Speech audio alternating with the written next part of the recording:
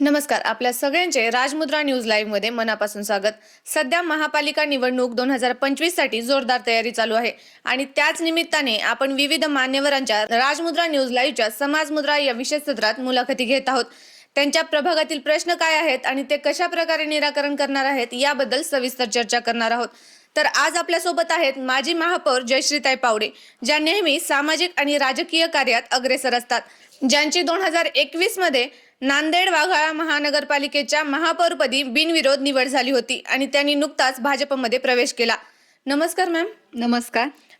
तर मॅम, आपण महापौर असताना कोणकोणती विकास कामे केली आहेत आणि नागरिकांच्या समस्येला आपण कशा प्रकारे निराकरण केले आहे? महापौर पदाच्या काळामध्ये नागरिकांच्या समस्या निराकरण करण्यासाठी मी जास्त भर दिला.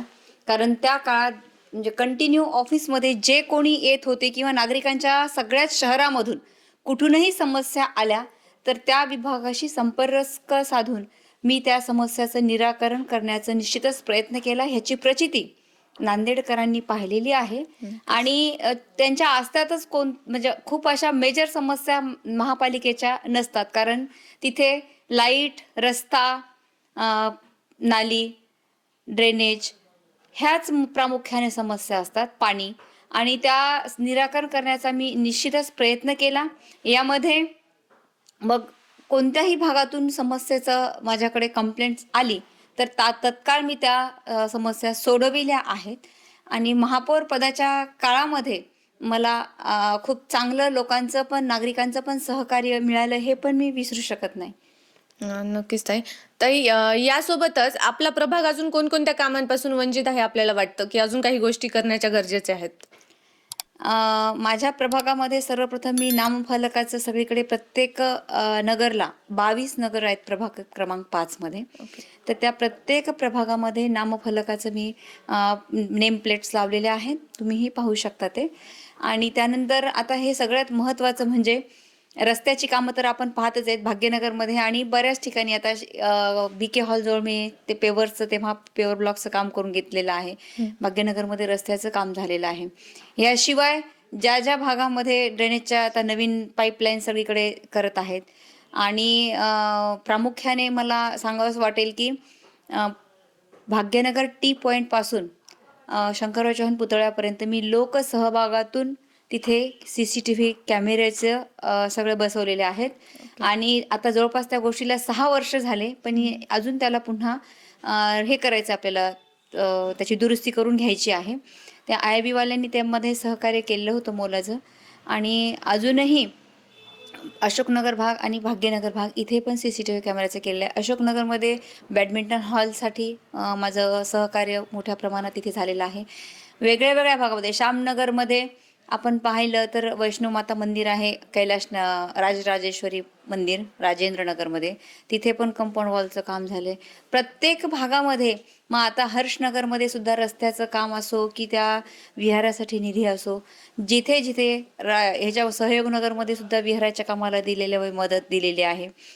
प्रत्येक ठिकाणामध्ये प्रत्येक भागामध्ये मी महत्त्वाचं म्हणजे जे महत्त्वाचे कामं आहेत त्याला ते सहकार्य करण्याचं काम माझ्या निधीतून दिलेलं आहे. आणि हे लोकांना तुम्ही आता प्रत्येक नगरामध्ये जाऊन विचारू शकता. टिळकनगर असो किंवा आमचं इथे जवळच वृंदावन कॉलनी, आमचं शास्त्रीनगर, भाग्यनगर, तुम्ही स्वतः जाऊन कैलाशनगरमध्ये सुद्धा प्रत्येक ठिकाणी मी सहकार्य करण्याचा प्रयत्न केलेला आहे. ओके ताई. ताई, यासोबतच आता आपल्याला या नगरपालिका निवडणुकीमध्ये जनतेने संधी दिली तर आपण काय ठोस कामे करणार आहात? आपल्याला काय वाटतं, काय ब्लूप्रिंट आहे आपली? आता एक तर आता सगळेच महत्त्वाचे मेन शहरातले रस्ते, हे रस्त्याचं काम मोठ्या प्रमाणात चालू आहे.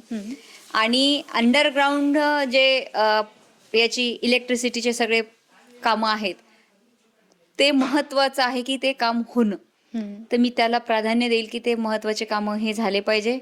ड्रेनेज लाईन आपण पाहताय की सगळ्या शहरामध्ये अमृत योजना जी माझ्या महापौर पदाच्या कार्यकाळामध्ये त्याचा पाठपुरावा मी केला आणि म्हणजे त्या कार्यान्वित आता होत आहे. तर ती ड्रेनेज लाईन सगळीकडे चांगल्या प्रकारे त्याचं काम झालं पाहिजे ही माझी मनापासून इच्छा आहे. कारण हे जवळपास 30-40 वर्ष ही लाईन चालणारी असतं. आणि पाण्याच्या समस्या एक महत्त्वाचा मला मेजर मुद्दा वाटतोय की आपण सायन्स कॉलेज जवळून जे पाण्याचा नाला आलेला आहे तर ते बाबानगर, हर्षनगर, राजेंद्रनगर, आनंदनगर, भाग्यनगरचा काही भाग आणि इकडे नाईक नगरमध्ये सुद्धा मोठ्या प्रमाणावर त्या पाण्याचं बॅक वॉटर येते. तर ह्या नाल्याचं अतिक्रमण काही ठिकाणी झालेलं आहे. तर तो अतिक्रमण काढून त्या नाल्याचं विल्हेवाट म्हणजे आसनापर्यंत कसा नेता येईल ह्याच्यावर माझा भर राहणार आहे. मी ह्याच्यासाठी माजी मुख्यमंत्री अशोकरावजी चव्हाण साहेब यांच्याशी बोलणं झालेलं आहे. महापालिकेमध्ये असताना तेव्हा तत्कालीन लहाने होते, आता तर 3.5 वर्षापासून प्रशासक राजेच आहे, तरीही ते संपर्कात आहेत आणि त्यांनाही ह्याची कल्पना दिलेली होती. तर त्याच्यावर माझं काम करण्याची इच्छा आहे, कारण हा एका माझ्या प्रभागाचा मुद्दा नाही. ह्याच्यामध्ये प्रभाग क्रमांक 9 येतो, प्रभाग क्रमांक 4 येतो, प्रभाग क्रमांक 5 येतो. ह्या सगळ्या नागरिकांची मोठी मेजर समस्या ती आहे. तर ती निराकरण करण्याचा माझा मनस्वी मानस आहे. नक्कीच ताई, खूप छान. तर ताई, यासोबतच नांदेडमध्ये आपण वारंवार पाहतो की महिला सुरक्षेचा प्रश्न समोर येताना आपण उद्भवताना पाहत आहोत. तर त्यावर काय उपाययोजना करता येईल आपल्याला काय? सगळीकडे सीसीटीव्ही कॅमेरे खूप चांगल्या प्रकारे आपण त्याचे कार्यान्वित करण्याचं काम करणार आहोत आणि त्याची सुरुवात मी भाग्यनगर आणि मी तुम्हाला आता सांगितलं की अशोकनगर आणि भाग्यनगर टी पॉईंट ते शंकरराव चव्हाण पुतळा पण आधीच झालेले आहे. पण ॲडव्हान्स क्वालिटीचे ज्याचे व्हिज्युअलायझेशन अतिशय सुंदर असेल की कुठेही काही झालं तर त्याचं ताबडतोब निराकरण झालं पाहिजे, आपल्याला त्याची माहिती झाली पाहिजे. या दृष्टीने ते कार्यान्वित करण्याची माझी इच्छा आहे. निश्चितच महापालिकेच्या माध्यमातून आम्ही ते कार्यान्वित करू.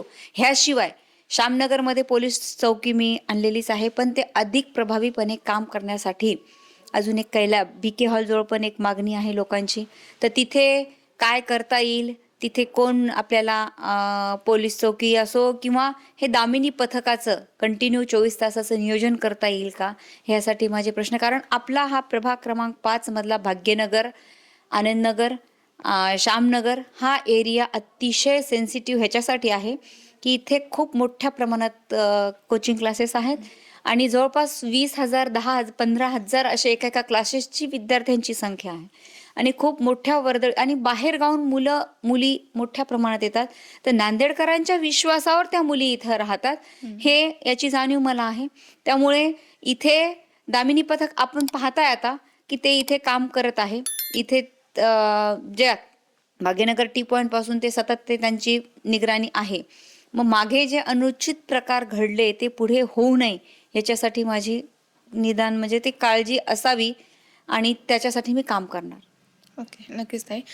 ताई, नांदेडचे प्रथम महापौर सुधाकर पांढरे यांच्या पत्नी ज्योतिताई याही आपल्या प्रतिस्पर्धी आहेत.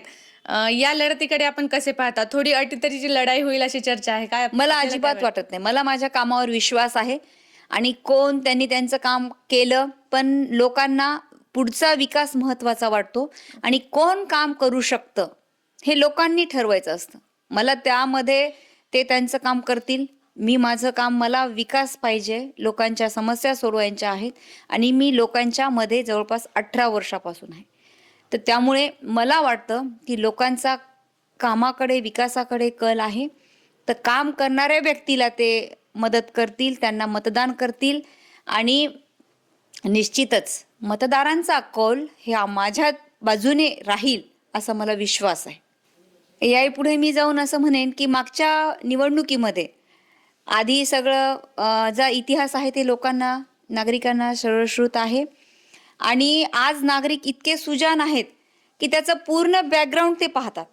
त्यांचं त्या कॅन्डिडेटचं वागणं, बोलणं, समाजासाठी त्यांनी काय केलं हे ते पाहतात आणि निश्चितच मागच्या निवडणुकीसारखाच याही निवडणुकीमध्ये मला विजय हा मिळणार असं मला वाटतं.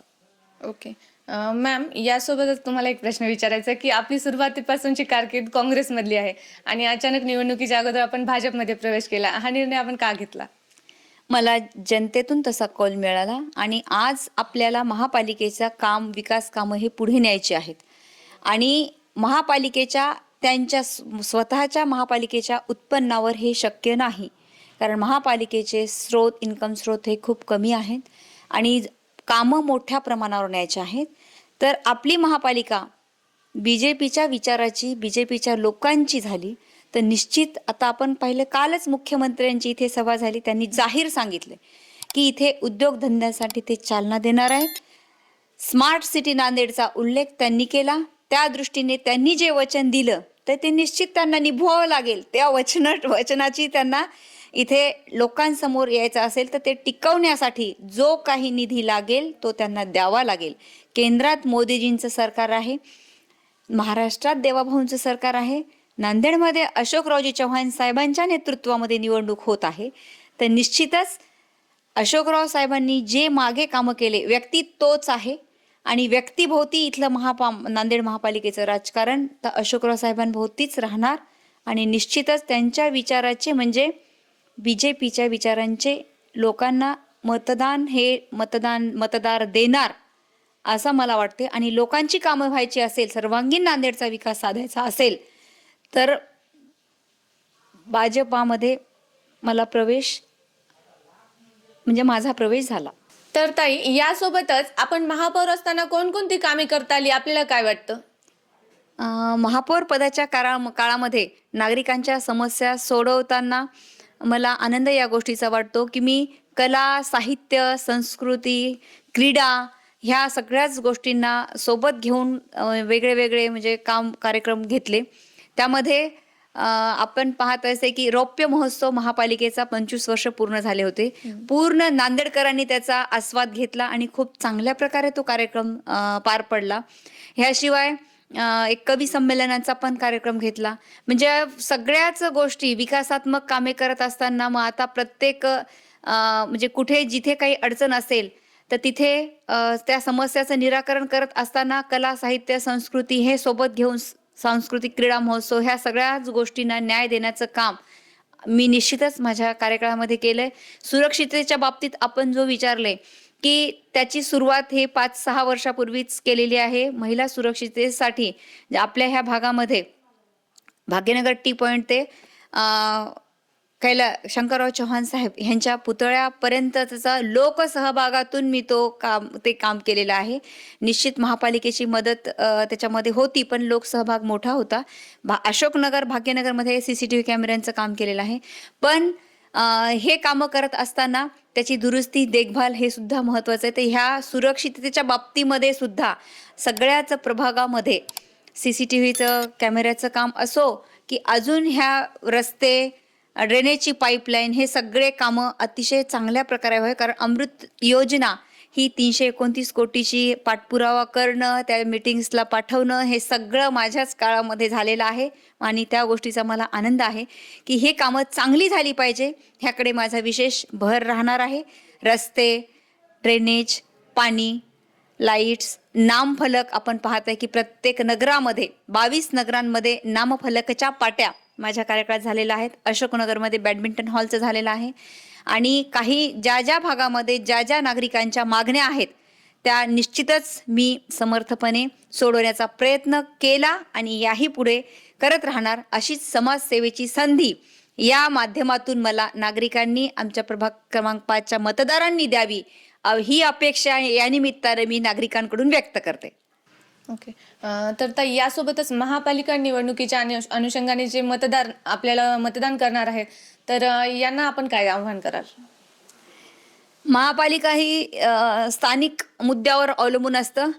तर मला नांदेडकरांना इथे आव्हान एकच करायचं आहे की मागच्या काळामध्ये नांदेडकरांची सर्वांगीण विकासासाठी मग ते कला, साहित्य, सांस्कृतिक मग त्याच्यामध्ये आमचा रौप्य महोत्सव होता महापालिकेमध्ये, तो सुद्धा प्रत्येक क्षेत्राला, प्रत्येक म्हणजे विकासाला असो की ह्या सगळ्या बाजू पुढे घेऊन नेणारं नेतृत्व अशोकरावजी चव्हाण साहेब आहेत. या पुढेही आपल्याला भाजपाच्या माध्यमातून हे सगळे सर्वांगीण विकास नांदेडचा साधायचा, चौफेर विकास साधायचा असेल तर भाजपाच्या सगळ्याच उमेदवारांना आपण कौल दिला पाहिजे, आपलं अमूल्य मतदान दिलं पाहिजे, जेणेकरून नांदेडचा सर्वांगीण विकास साधेल आणि हा विकासाचा गाडा पुढे नेता येईल. कारण आपण पाहताय की प्रत्येक भागामध्ये काम चालू आहे. रस्त्याचं काम चालू आहे, अंडरग्राऊंड इलेक्ट्रिसिटीचं काम होणार आहे, त्याशिवाय आपल्याला कला, साहित्य, संस्कृती हे सुद्धा जपायचं आहे. आणि हे सगळं करत असताना भाजपाचा सुसंस्कृत पक्ष असल्यामुळे ह्या सगळ्या गोष्टींना सोबत घेऊन चालेल आणि विकासाचा हा महापालिकेचा रथ अजून पुढे नेईल असा मला विश्वास वाटतो. आणि विकास हा एकाच ठिकाणी थांबणारा नाहीये. विकास हा सतत निरंतर चालणारी प्रक्रिया आहे. 10 वर्षांनी हेच काम 5 वर्षांनी आपल्याला पुढे न्यावं लागेल. ते रस्ते झालेले ते तसेच 10, 20 वर्ष, 25 वर्ष, 50 वर्ष टिकत नाहीत. त्याला डागडुगी लागते, त्याला पुन्हा रस्ते द्यावे लागतात. कॅमेरा मीच सांगितलं 5 वर्षापूर्वी कॅमेरे केले, आज त्याची दुरुस्तीचं महत्त्वाचं काम आहे. आणि ही महापालिका जबाबदारी स्वीकारणार तर तसं वरतून पण नेतृत्व पाहिजे की ह्या गोष्टीला वारंवार चालना देणारं. मला असं वाटतं ही महापालिका मागच्या वेळेला जसं अशोकराव साहेबांच्या नेतृत्वामध्ये चालली, ते निवडणूक लढवले, 81 पैकी 73 जागा निवडून आणण्याचं श्रेय त्यांना जातं. तसंच याही वेळेला महापालिका त्यांच्याच नेतृत्वात चालणार आहे. महापालिकामध्ये इथे नांदेडमध्ये अशोकरावजी चव्हाण साहेब आणि राज्यामध्ये देवाभाऊ, केंद्रामध्ये मोदी साहेब, ह्या त्रिवेणी संगमातून लोककल्याणकारी कमळ नांदेडमध्ये निश्चित फुलणार असा मला विश्वास या निमित्ताने व्यक्त करायचा आहे. आणि आपण त्यांना, मी नांदेडकरांना आवाहन करते की या कमळाला आपण सहकार्य करावं, आपलं अमूल्य मतदान द्यावं आणि इथे पुन्हा महापालिकेमध्ये भाजपाचा महापौर द्यावा ही विनंती करते. येणाऱ्या 15 तारखेला सकाळी 7:30 ते संध्याकाळी 5:30 वाजेपर्यंत मतदान रूपी आशीर्वाद देण्याची मी मतदारांना विनंती करते. या प्रभाग क्रमांक 5 मध्ये आमच्या पॅनलमध्ये असणारे अनुसूचित जातीमधून साहेबराव गायकवाड हे आहेत. मी ओबीसी महिला ब मध्ये 1 नंबरलाच कमळ ह्या निशाणीवर माझं आलेलं आहे. आणि 3 नंबरला शांभवी साले आहे आणि 4 नंबरला महेश कनकदंडे आहेत. तर ह्या सगळ्या आमच्या पॅनलला सगळ्याच मतदारांनी आपलं अमूल्य मतदान द्यावं आणि आमच्या पॅनलचा विजय निश्चित करावा अशी मी मतदारांना विनंती करते. धन्यवाद. धन्यवाद ताई, आपण आम्हाला वेळ दिलात. तर ह्या होत्या जयश्री पावडे, ज्यांनी महापौर पद भूषवताना नांदेड शहरासाठी विविध विकास कामे केली आणि पुढील योजनांचा आढावा देखील आपल्याला सांगितला. तुम्हाला देखील तुमच्या वॉर्डातील काही समस्या जाणवत असतील तर आम्हाला कमेंट करून नक्की कळवा. पुन्हा भेटूया पुढील भागात. तोपर्यंत पाहत राहा राजमुद्रा न्यूज लाईव्ह. धन्यवाद.